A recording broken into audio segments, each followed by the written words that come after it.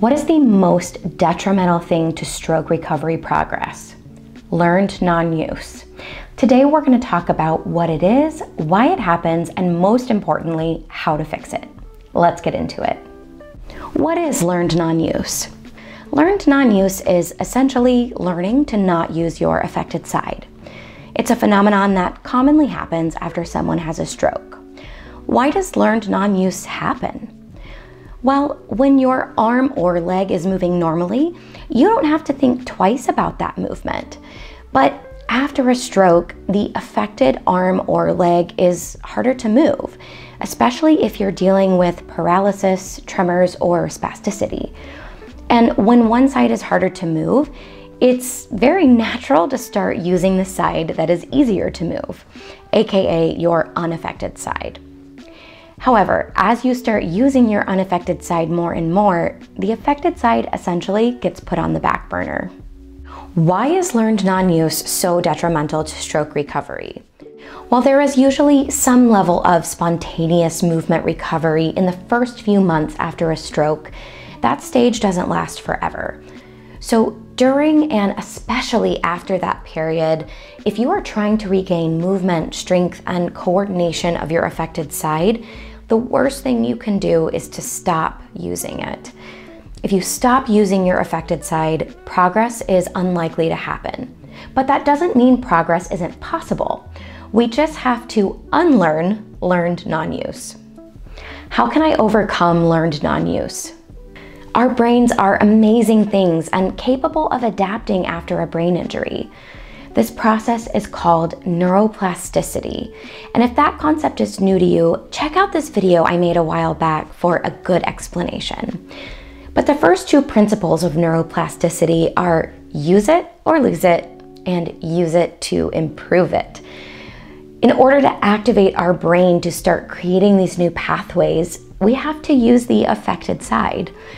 Think about when someone is trying to learn a new instrument.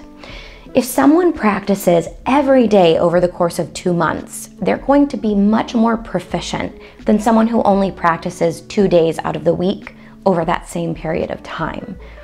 And that's because the brain prioritizes pathways that are used often.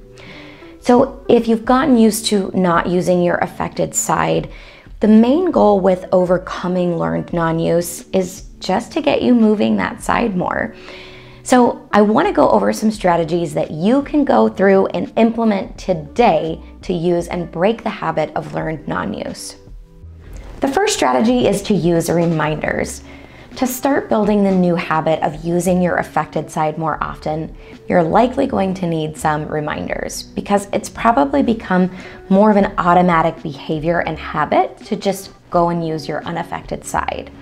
One of my favorite recommendations to do this is to use brightly colored Post-it notes all around your house. You can stick them on your bathroom mirrors, you can stick them on the fridge, kitchen cabinets, next to the television, on light switches, and on doors all around your house. Write out on them to use your affected side. Maybe that's your right side or your left side, but you'll have trouble forgetting with brightly colored Post-it notes all around the house. The second strategy is to practice mindfulness. While visual reminders like Post-it notes can be really helpful, I also recommend making it a habit to really be mindful about what you're doing. For example, let's say you're getting ready to make a sandwich.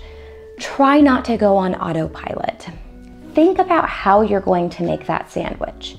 How can you get your affected side more involved, even if you don't have a lot of functional movement? Can you practice trying to lift your arm to the top of the counter or maybe to the top of a jar?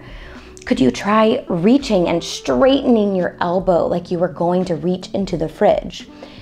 This strategy can be hard to implement because it requires some really active effort, but it can be incredibly helpful over time. The third strategy is to do 3 things every day with your affected side. If you're looking for something a bit more goal-oriented and concrete, try setting goals for what 3 things you want to do every day with your affected side. And again, if you don't have a ton of functional movement on your affected side, that's okay.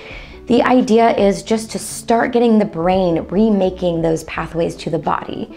So if you can't produce a specific movement, don't worry. Even the act of trying will help in rebuilding those pathways.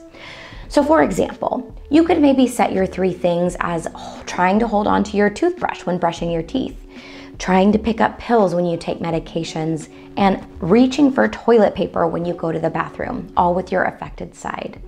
And you can modify those 3 things based on what movements you do have and what's important to you. But the strategy is so important because it can actually lead to you incorporating your affected side into more than just 3 things on a daily basis. The 4th strategy is modified or traditional constraint-induced movement therapy. This technique has got a lot of research behind it to improve learned non-use in the affected arm after stroke and to improve movement and coordination. Now, this strategy involves constraining or restraining the unaffected side in order to produce movement in the affected side. It essentially forces you to use your affected side. Now, this strategy is best used when a therapist can tell you whether it's appropriate for you and to engage you in specific therapy. However, you can definitely use aspects of this approach in your home recovery program. For example, you could try wearing an oven mitt for 30 minutes or an hour and only using your affected side during that time. Now, if you want to learn more, I did make a video specifically about modified constraint-induced movement therapy a little while ago, and you can check that out to get lots of actionable tips if you'd like to try it out at home. All right, everyone, that's it for today. If you feel comfortable sharing, leave me a comment down below and let me know, is learned non-use something that you dealt with in your own recovery journey? And as always, I'm gonna leave a link down in the description if you would like to sign up for the email list, which gets you stroke recovery tips and motivational emails every week, as well as a free copy of my ebook, The Stroke Recovery Pocket Guide. And if you find value in what we do here at Post Stroke and you're able, please consider donating either via PayPal for a one-time donation or by becoming a Patreon member, where in exchange for a monthly donation, you get access to cool perks like social media shoutouts, behind the scenes footage, and even YouTube shoutouts, of which I have one today. Thank you so much to Doug C. for donating at our Empower level. We can't do what we do without you. All right, everyone, thank you so much for watching. I'll see you next time.